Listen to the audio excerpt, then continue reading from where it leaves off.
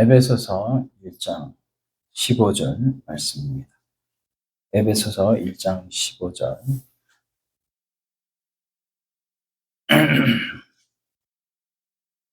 에베소서 1장 15절 말씀. 15절로 19절까지. 신약성경 310페이지 전에 있습니다. 에베소서 1장 15절. 찾으셨나요? 네, 같이 읽겠습니다.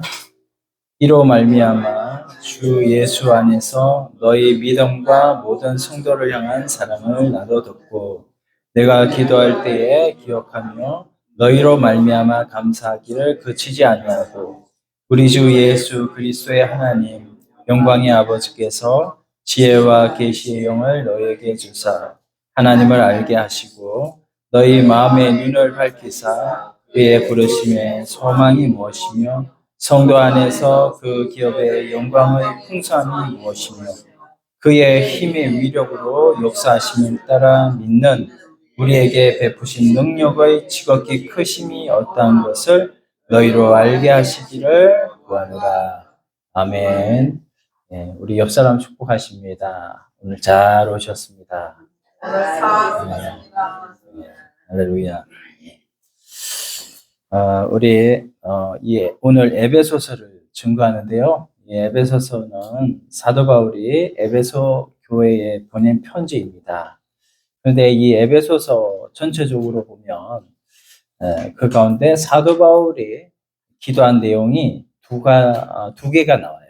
그래서 하나는 1장이 나오고 하나는 또 3장이 나오고요. 1장 16절에 보면 내가 기도할 때에 이렇게 나오죠. 그래서 기도할 때 이렇게 기도했다라는 거고요. 또 3장에 보면 3장 15절에 무릎을 꿇고 비노니라고 이렇게 얘기가 나오고 있습니다. 그래서 1장의 기도는 하나님과 우리와의 관계에 대해서 중보 기도하겠다는 것이고 3장에서는요. 교회와 우리와의 관계에 대해서 기도하는 내용인데 1장과는 조금 다른 기도의 내용입니다. 바울이 에베소 교회를 위해서 기도한 내용 가운데 오늘은 1장이 나와 있는 기도의 내용 일부를 좀 살펴보려고 하는데요. 먼저 바울이 에베소 교회를 위한 기도를 17절에서 시작을 해요. 우리 주 예수 그리스도의 하나님 영광의 아버지께서 지혜와 계시의 영을 너희에게 주사 하나님을 알게 하시고 이렇게 기도를 시작하죠. 바울의 소원이 지혜와 계시의 영을 주어서 좀 에베소 교회 교인들이 좀 알았으면 좋겠다. 이것을 소원하고 있습니다. 지금 에베소 교회를 바울이 에베소 교회 전도해가지고 이렇게 세웠거든요. 그 먼 훗날에 다른 지역에 가서 에베소 교회 소식을 들어보니까 에베소 교회 소식이 좋아요. 그래서 너희 가운데 그 믿음도 있고 성도를 향한 사랑도 있어서 이런 것 다 좋지만 그것만 다가 아니다. 사도 바울은 그럼에도 불구하고 너희 신앙의 앞을 위해서 전진을 위해서 너희가 받을 것이 있는데 지혜와 계시의 영이다. 이것을 말씀하고 있습니다. 그래서 사도 바울이 예수의 부활 이후에 등장한 인물이잖아요. 예수님의 제자 가운데 12명 안에는 들어가지 않았었거든요. 예수님과 동행한 일이 없어요. 육신을 입고 있는 예수님과 동행한 일은 없습니다. 그래서 신약의 인물로 봐야 안 되겠어요. 근데 이 바울은 구약적이고 율법적인 삶을 살았어요. 근데 바울이 이런 구약적인 삶, 율법적인 삶에서 돌이키는 극적인 체험을 합니다. 그게 뭐냐면 다메섹 사건이에요. 이 다메섹으로 예수 믿는 사람들을 핍박하기 위해서 다메섹으로 가는 도중에 그는 예수님을 만났습니다. 부활하신 예수님 만났습니다. 그래서 바울의 눈이 그때 멀어버렸습니다. 강한 예수님의 빛에 시력을 잃었고요.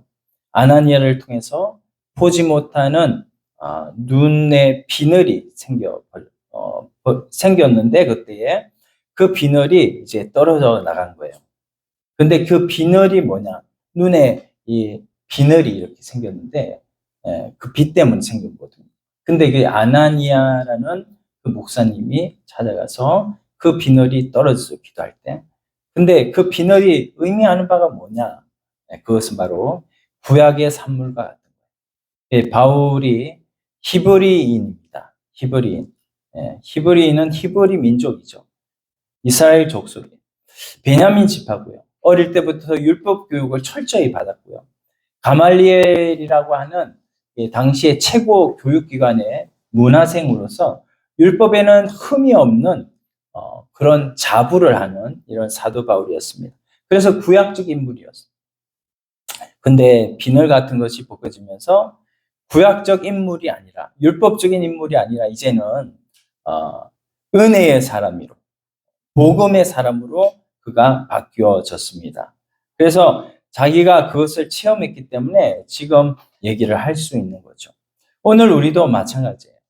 구약적 산물인 이 율법이라는 것은요, 내 인간의 생각과 인간의 사상과 인간의 모든 내가 옳다고 판단하는 그런 모든 판단들이거든요. 하나님이 없이 인간 판단으로 생각하는 모든 것들, 그것이 바로 율법으로 대변되고 있는데, 그 율법이 이제 예수님을 만나고 그 눈에 비늘이 이제 아나니아에서 벗겨지고 난 다음에는 이 사도 바울이 바뀌어진 거예요. 주위의 모든 환경들이 바뀐 것은 아닌데 사도 바울 본인이 바뀐 겁니다. 눈이 떠진 거죠. 이것을 우리에게 적용하기 전에 여러분 제가 한 가지 예화를 들 건데요. 록펠러 아시죠? 세계적인 부자. 이 돈이 얼마나 많았는지 그 미국의 95%를 자기가 손으로 주무르는 그런 사람인데요. 빌 게이츠 자산보다 3배 정도 많았대요. 현재에. 이 록펠러가 우리는 기독교적 해석을 통해서 어릴 때부터 이가 11조 생활을 해가지고 하나님 앞에 복을 받았다라고 이렇게 우리는 록펠러를 알고 있는데, 그것 말하기 전에 이제 그가 오늘 말씀드리려고 하는 것은 처음부터 위장병이 좀 심해가지고 의사들은요 그 사람이 50을 넘기기 힘들다고 이렇게 얘기를 했어요. 그래서 문헌에 보면 2년 동안을 우유하고 크래커만 먹고 살아요. 2년 동안. 생각을 해보세요. 2년 동안 우유하고 크래커만 어떻게 먹고 삽니까? 위장병이 너무 심하니까 그가 돈을 아무리 많이 가진 부자이면 뭐랍니까? 그 많은 돈이 무슨 소용이 있겠습니까? 위장병이 그렇게 심한데. 그래가지고 2년 동안 고생을 엄청나게 하고 그렇게 나아졌겠지만 나중에 이제 록펠러 재단을 세워가지고 엄청난 구제활동, 교회를 짓는 이런 생활을 하고 있는 거거든요. 제가 말씀드리고자 하는 것은 부자도 이럴 수 있다는 거예요. 부자가 돈을, 황금을 기에 엄청나게 자기 건물에 다 쌓아놓고 있을지라도 그가 건강하지 못해서 그 돈이 무슨 소용이겠어요? 건강하지 못하면. 우리한테 한번 적용을 해보면 우리가 풍성한 하나님의 은혜를 받았으면서도 그 축복을 받았으면서도 영적으로 그것을 누리지 못하고 살아간다면 내 마음 가운데 감사가 없고 기쁨이 없고 평안이 없다면 그게 무슨 소용이 있냐라는 것이죠. 우리가 아무리 놀라운 것을 소유하고 있다고 할지라도 누리지 못한다면 가치가 없는 것이겠죠. 하나님께서 우리로 생명을 얻게 하고 풍성함을 얻게 하려고 예수 그리스도를 보내주셨어요. 우리가 이미 생명은 다 얻었습니다. 예수 그리스도를 믿어. 부인할 수가 없어요. 오늘 죽어도 어디 갑니까? 우리는 다 천국 갑니다. 부인할 수 없어요.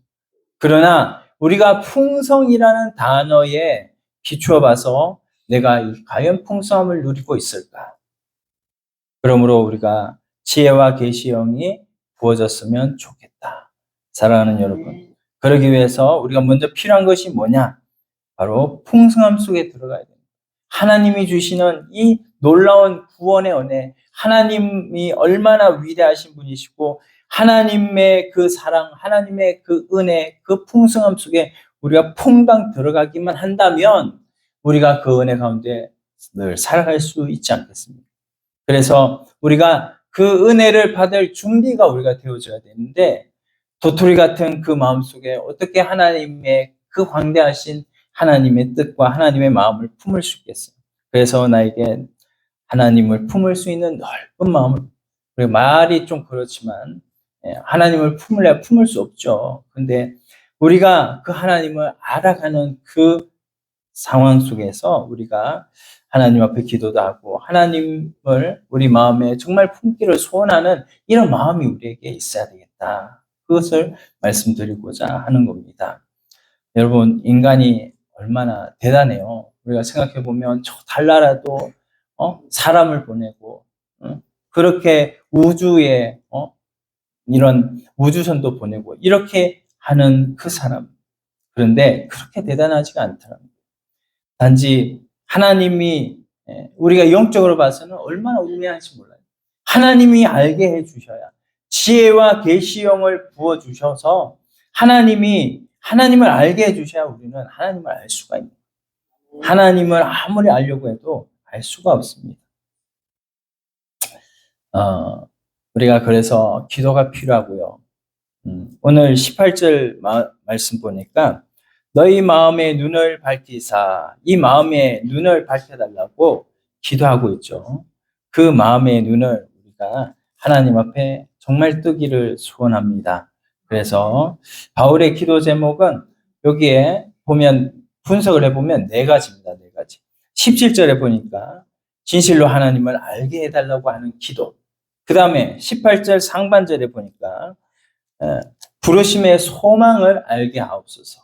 부르심의 소망이 뭐냐면 그 부르심 하늘의 영생의 소망을 말씀하는 거예요. 세 번째는 기업의 풍성함을 알게. 우리에게 하나님이 우리가 천국에 올라갔을 때 우리에게 주실 기업이 얼마나 풍성한지를 알게 해달라는, 이 세상에 돈 많은 빌 게이츠보다도 더욱더 큰 하나님의 그런 갚아주심이 있다라는 것을 알게 합니다. 19절 또 하나님의 능력의 위대함을 알게 하소서. 이것이 바울의 기도 제목 4가지인데요. 오늘 그 바울의 기도 제목 4가지 중에 첫 번째, 하나님을 제대로 좀 알기를 우리가 원해서 하나님의 이 짤막하게 7가지로 우리가 이 말씀을 좀 나눠보고자 합니다.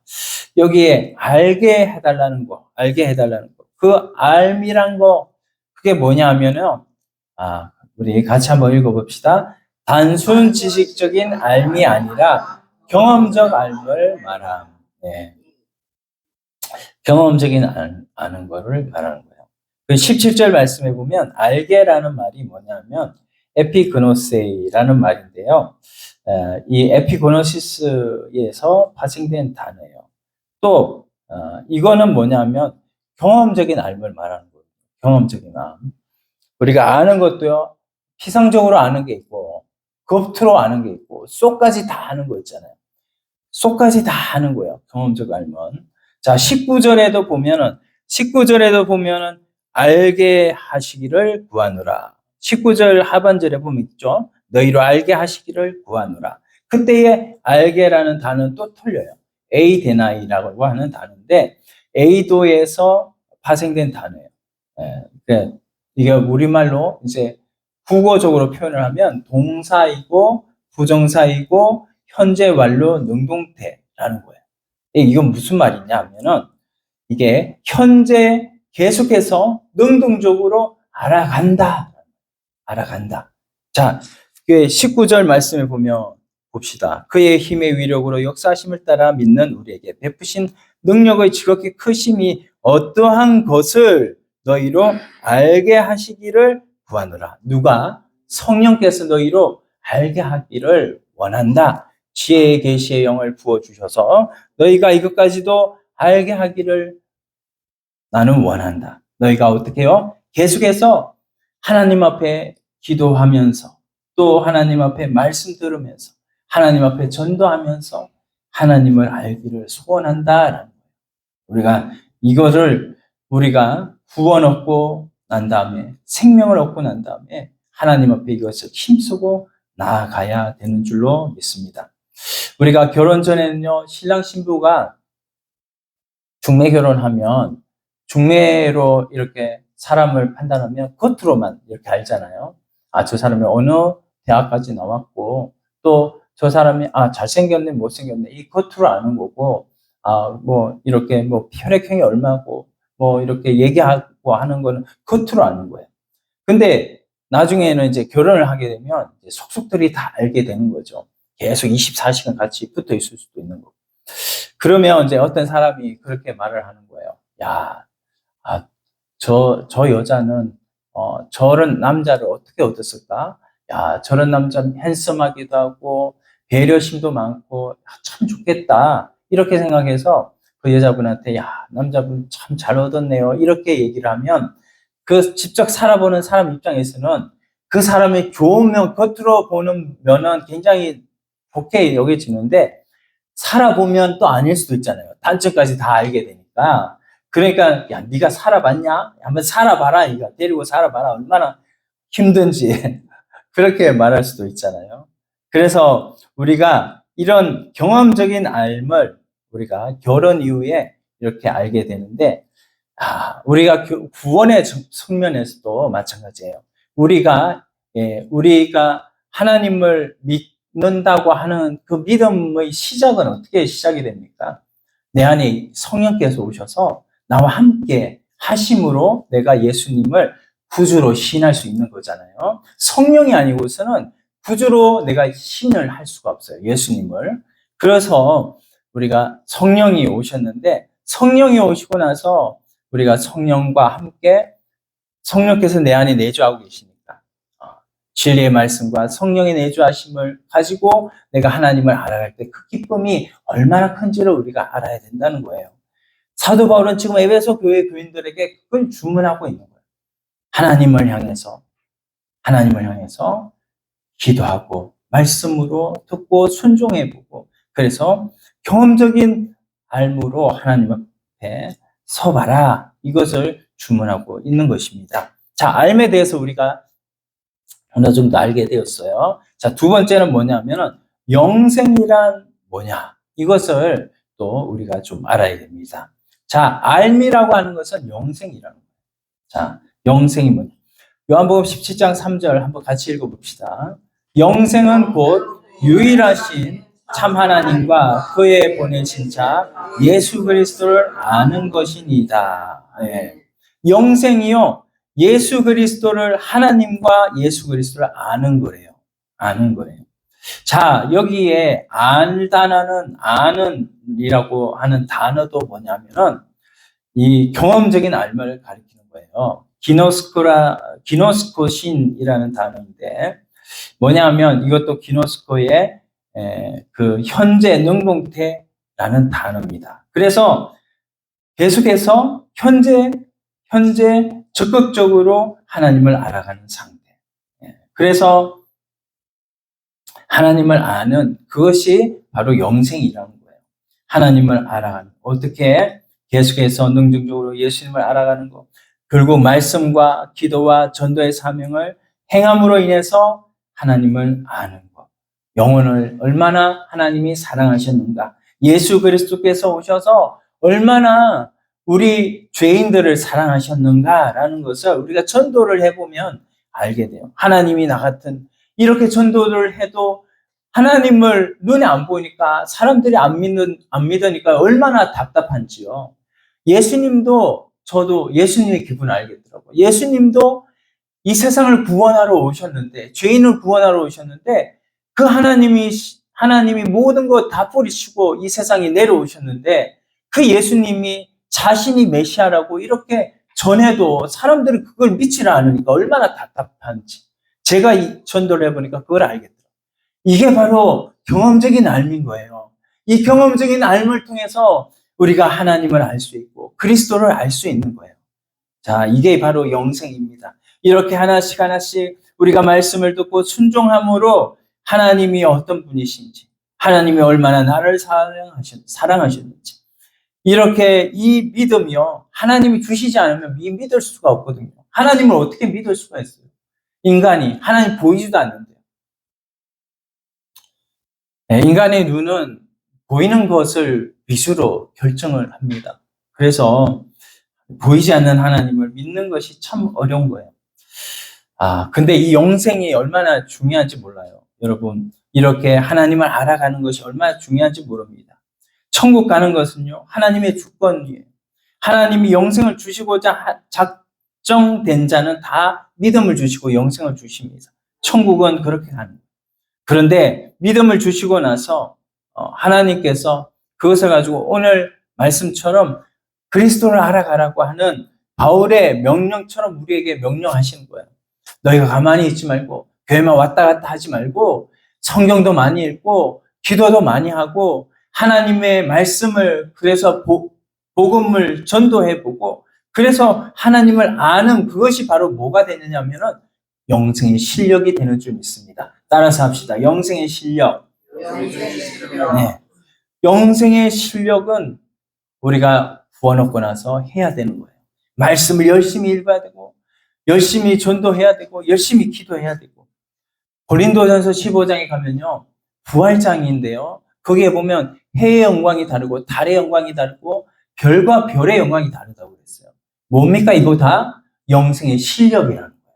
여러분 천국에 가면 다 똑같을까요? 이 세상에 누구는 돈 많고 누구는 돈이 적고 그런 것도 재산의 유무가 있지만 천국 가면 그거 소용없어요. 천국 가서 우리가 영원토록 하나님과 함께 살아가는 그 실력은 이 땅에서 얼만큼 하나님을 알려고 예수 그리스도 알려고 기도하고 말씀 읽고 하나님 앞에 순종으로 매달려 사는가가 그게 바로 천국의 삶을 결정한다는 거예요. 오늘 시간이 너무 많이 흘렀는데 자 그래서 우리가 여기에 영생에 대해서 성경의 두 가지로 우리가 또 알 수도 있는데요. 요한복음 5장 24절에 보면 우리 유명한 구절이잖아요. 여기에 보면 영생을 얻었고 심판에 이르지 아니하느니 사망에서 생명으로 옮겼느니라 이렇게 말씀하는데 이 영생은 이미 우리가 얻은 거예요. 영으로 살아났어요. 우리 영이 살아난 것을 말씀하는 거예요. 그런데 이 영생을 또 뭐예요? 디모데전서 6장 12절 가면 영생을 또 취하라고 그래요. 영생 이미 얻었는데 뭘 또 영생을 취하래? 그렇게 생각이 되잖아요. 믿음의 선한 싸움을 싸우라, 영생을 취하라 이렇게 말씀. 취하는 거는 뭐예요? 미래잖아, 미래. 영생을 얻었다는 거는 과거. 미래적으로 우리가 영생을 취하는 이 삶을 살아가야 되는데 이 삶을 살려면 그리스도를 뭐 해야 된다고요? 알아가야 된다고요. 네, 그리스도를. 우리 옆 사람들 축복합시다. 그리스도를 알아갑시다. 네, 아멘. 세 번째, 알매도 단계가 있습니다. 에베소서 4장 13절 말씀 보면 같이 읽어봅시다. 우리가 다 하나님의 아들을 믿는 것과 아는 일에 하나가 되어 온전한 사람을 이루어 그리스도의 장성한 분량이 충만한 데까지 이르리니. 아멘. 네. 이 믿는 것은 하나님이 우리 영을 살려주시면 영이 중생되면 예수님이 믿어져요. 네, 믿어져요. 그래서 믿는 것이라고 말씀했어요.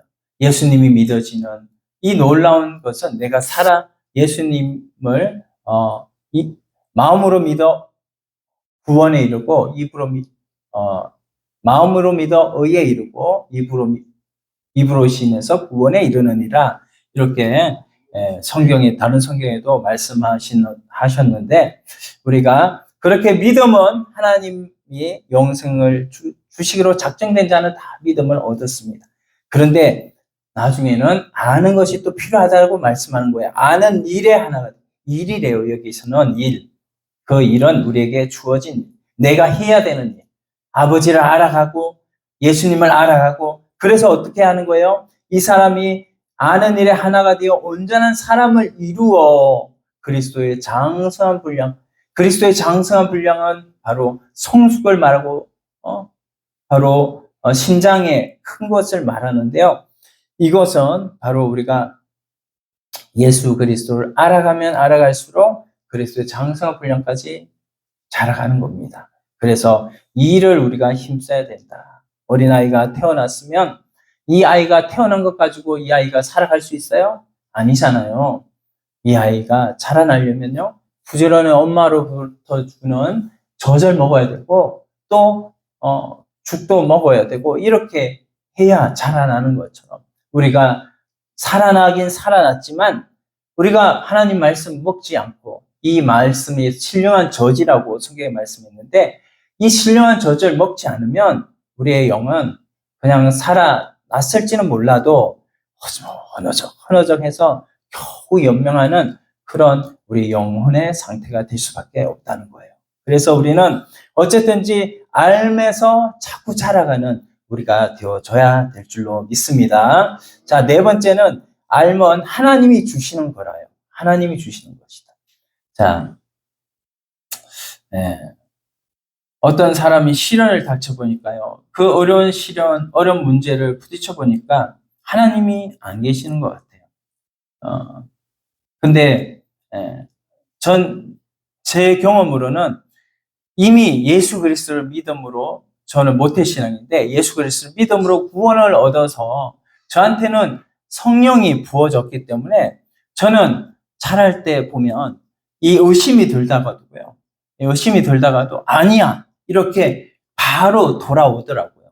그래서 의심하는 게 나중에는 더 어렵다는 것을 스스로 알게 됐어요. 예수 그리스도로 말미암아서 중생함을 얻은 하나님의 백성들은 이렇게 자기가 감정적으로는 하나님이 없다고 이렇게 순간적으로 빠질 수는 있어요. 빠질 수는 있지만, 그래서 타락하는 모습이 잠깐 보여질 수는 있지만, 그 사람이 지혜와 계시의 영을 하나님이 그 사람에게 부어주셨기 때문에 그 사람은 그때부터는 이제는 의심이 들다가도 다시 하나님 앞에 돌아서고, 다시 타락한 길을 가다가도 다시 하나님 앞에 돌아서는 이런 회개의 사람으로 하나님 앞에 살아간다는 거예요. 그게 바로 여러분 우리 장로교의 바로 칼빈, 그 칼빈의 5대 교리잖아요. 장로교 5대 교리, 성도들의 견인. 하나님께서 택한 자는 천국까지 견인하신다는 거예요. 성령께서 딱 잡아가지고 데리고 간다는 거예요. 그래서 우리가 지혜의 계시형을 받는 것이 얼마나 중요한지 모릅니다. 그래서 성경 말씀에는 뭐냐면은 복음에는 하나님의 의가 나타나서 믿음으로 믿음에 이르게 하나니 기록된 바 오직 의는 같이 읽습니다. 믿음으로 말미암아 살리라 한과 같으니라. 하나님이 우리에게 성도들의 견인 교리를 주셨어요. 성도들을 하나님이 택한 자는 끝까지 하나님께서 딱 내가 잡는 게 아니에요. 하나님이 내 손을 딱 잡고 계세요.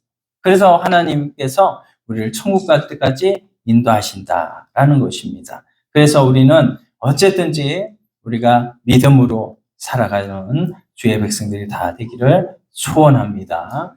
자, 그 다음에 5번째, 알면 지혜와 계시의 영으로만 가능하다라는 것입니다. 하나님이 알게 해주셔야 되는 거지, 내가 하나님을 찾아가서 하나님을 알 수 있다? 천만에요. 할 수 없어요. 세상의 대부분의 종교들, 기독교 외의 대부분의 종교들은요, 자기가 하나님의 존재를, 신의 존재를 찾아가는 거예요. 그러나 기독교는 그게 아닙니다. 하나님이 인간을 찾아오신 거예요. 그래서 아브라함도요, 하나님이 찾아오셨어요. 그래서 아브라함이 하나님 앞에 그렇게 하나님을 알게 된 것이죠. 어떤 중국 책에 중국 사람에 대한 얘기인데요. 신앙생활한 지 얼마 안 된 한 형제에게 이제 겨우 믿음이 들었었어요. 근데 그 형제가 친구가 있는데, 친구가 와가지고 성경을 막 이리 뒤척 저리 뒤적하면서 이것도 잘못됐고 저것도 잘못됐고 그래가지고 자기가 가지고 있었던 지금 이제까지 절대 진리는 성경밖에 없다, 이렇게 생각을 했던 것이 완전히 무너져 버린 거예요. 이것도 잘못됐고 저것도 잘못됐고 하니까. 그런데 이제 이런 생각을 가지고 이제는 그가 흔들렸는데, 신앙이 좋은 여자 선배가 있었어요. 그 선배 누나한테 찾아가서 이제 물어봤어요. 성경이 이렇게 잘못됐고 저렇게 잘못됐고 그러는데 이거 어떻게 해요? 이렇게 물어보니까 그 신앙의 선배가 얘기를 하는 거죠. 예, 성경에 이것 잘못됐고 저것 잘못됐고 그런 거 일일이 풀어서 설명하는 거 그거에 우리의 신앙이 하나님을 아는 것이 달려있는 것이 아니다. 이런 말을 막 하는 거죠. 알아들을 것도 같으면서 못 알아들을 것도 같은 말을 하는 거예요. 그래서 돌아와서 그 형제가 1년의 세월을 성경을 이리저리 막 찾아봤어요. 그러면서 이제 확신이 든 거예요. 하나님의 말씀, 하나님 말씀, 그 하나님 말씀은 정말, 성경무오라고 하는 말이 있는데요. 성경무, 오류가 없다는 거예요. 성경에는. 그래서 확신이 들었습니다. 성경이 잘못된 것이 아니라 그 사람이 잘못된 거예요. 그래서 이 사람이 다시 믿음을 회복했다라고 하는 것을 제가 들었습니다. 우리가요 지혜와 계시의 영을 하나님이 한번 부어주시면요 이 영은 떠나지 않아요. 떠나지 않기 때문에 이렇게 한번 인친 그 사람은 하나님께서 끝까지 책임지시기 때문에 성도들의 견인으로 그를 천국까지 인도해 주시는 거예요. 마음에 잠깐 의심이 들 수 있어요. 내 삶으로 잠깐 타락한 길로 갈 수도 있어요. 그렇지만 하나님께서 택한 자는 끝까지 하나님이 그를 붙들고 그를 인도해 주신다. 우리가 이것을 믿음으로 하나님 앞에 나아가는 우리들이 되어야 될 줄로 믿습니다. 그래서 이 그림이 어느 그림이냐? 이 그림은 성 프란시스코에 대한 그림이에요. 제자들이 많았거든요. 그 제자들이 선생님이 기도를 오래 이렇게 하시는데 도대체 무슨 기도를 하시기를 저렇게 오래 하시나 해서 제자들이 이제 선생님 기도하는데 그 옆에 가서 이제 기도를 하는지 않고 선생님 기도를 엿드는 거예요. 근데 그 선생님의 기도가 뭐냐면 이런 거예요. 주여, 주님은 누구십니까? 이렇게 기도를 하더라고요. 그 다음에 또 뭐라고 기도하냐? 한참 안 하시더니 또 있다가 주여, 주님은 누구십니까? 이렇게 또 기도를 한다. 그래서 늘 하나님을 알아가려고 하는 하나님의 뜻을 알아가려고 하는 그런 자기 스승 프란시스코의 그 기도를 통해서 제자들이 하나님을 알아가야 된다라는 것을 이런 걸 알았다고 합니다. 오늘 453장 찬송 드렸습니다. 예수도 알기 원함은 크고 넓은 은혜요. 대속해 주신 사랑을 간절히 알기 원하네. 그리고 후렴의 내 평생의 소원은 하나님을 예수님을 간절히 알기를 원하네. 이렇게 성경 찬송을 들었는데 지혜와 계시의 영이 알려주시면 우리가 알 수 있는. 그래서 우리 속에 성령이 임했는데 우리가 그렇게 구해야 될까? 우리 그렇게 기도를 많이 해야 될까? 아니, 우리에게 임하셨어도 이 영으로 임하신 영에 계신 성령님은 우리 마음으로 알려면 우리 마음이 얼마나 광활한데요. 넓다면 넓고 좁다면 좁고 이런 마음의 상태에서 이 마음을 가지고 하나님께서 계시하셔도 그 계시를 막 우리 마음은요 다 거역을 하려고 하는 마음들이 많아요. 그게 옛사람이잖아요. 근데 우리 속에 새 사람이 있어요. 그 새 사람은요 자꾸만 긍정하고 하나님 앞에 믿음으로 살려고 하는 그런 새 사람이 있다. 우리 이 마음들이요, 이 마음에 이 새 사람과 옛 사람이 있어 계속 싸우는 거예요. 이게 영적 갈등. 이 영적 갈등에서 우리가 어떻게 주님을 자꾸만 알려고 노력하는 이런 삶을 사시기를 예수님의 이름으로 축원드립니다. 자, 6번째는 신앙의 성장은 알매 수준에 비례한다는 거예요. 베드로후서 3장 18절 한번 읽어봅시다. 오직 우리 주 곧 구주 예수 그리스도의 은혜와 그를 아는 지식에서 자라가라. 아멘. 우리 신앙이 자라간다는 말을 우리가 아까 전에도 말씀을 드렸지만 우리가 신앙이 자라가는데 그것은 뭐냐면 이 경험적 알므로 신앙이 자라간다는 거예요. 하나님을 알고 하나님의 말씀대로 알고 하나님의 말씀을 살아보니까 하나님의 말씀대로 사는 것이 이게 정말 나를 결국에는 행복하게 하는 것이구나. 여러분 주일 문제도요. 제가 주일 문제 대해서 계속 말씀을 드리지만 주일 문제도 성경에 보면 마태복음 6장에 그랬잖아요. 6장 30절에 너희는 먼저 그의 나라와 그의 의를 구하라. 그리하면 이 모든 것을 너희에게 더하시리라. 이 모든 것이 뭐냐면요. 육신의 것이에요. 먹고 사는 문제예요. 의식주의 문제예요. 먼저 그의 나라와 그의 의를 구하라는 거예요. 이걸 믿어야 되는 거예요. 주일 문제도 마찬가지예요. 주일 문제에 걸려가지고 계속해서 빠지고 주일날 빠지고 하면 하나님께서 주시고자 하는 축복을 나중에는 못 받아요.